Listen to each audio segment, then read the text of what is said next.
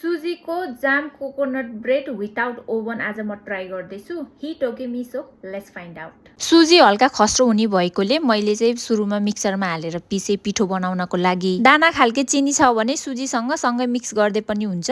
त्यसपछि एउटा ठुलो बोटकोमा चाहिँ तेल, दुध अनि दही, अलिकति भेनिला एसेन्स हालेर मजाले मिक्स गरिदिए। त्यसपछि सुजी र चिनी हालेर मजाले मिक्स गरेर 1 घण्टाको लागि भिज्नको लागि छोडिदिए। ब्याटर चाहिँ हल्का गिलो हुन सक्छ अहिले बनाउँदा फेरि, तर पछि चाहिँ सेट भइसकेपछि चाहिँ हल्का बाक्लो भएर आउँछ। मैले चाहिँ लगभग 1.5 घण्टा नै छोडिदिएको थिएँ भिज्नको लागि। त्यसपछि फेरि त्यो ब्याटरमा चाहिँ मैले coconut powder, milk powder, baking soda र बेकिङ पाउडर हालेर फेरि मिक्स गरिदिए। यसको ब्याटर अलिकति धेरै नै थिक भएको भएर मैले अलिकति दुध पनि एड गरेर फेरि पनि मिक्स गरिदिएको छु। तर मैले ब्याटरको कन्सिस्टेन्सी चाहिँ अलिकति थिक साइडमा नै राखेको छु। ब्याटर रेडी भइसकेपछि ब्रेड टिनलाई चाहिँ मैले तेल लगाएर ग्रिस गरेँ। अब मैले यो ब्रेड चाहिँ विदाउट ओभन बनाउन लागेको भएर एउटा ठुलो भाँडामा नुन राखेँ। त्यसपछि फलामको स्ट्यान्ड अनि त्यसलाई चाहिँ मिडियम हाई फ्लेममा राखेर लगभग 15 मिनेटको लागि चाहिँ प्रिहिट गर्नलाई राखिसकेको थिएँ। त्यसपछि चाहिँ लो फ्लेममा राखेर लगभग 40-45 मिनेट चाहिँ मजाले पकाउनु पर्छ।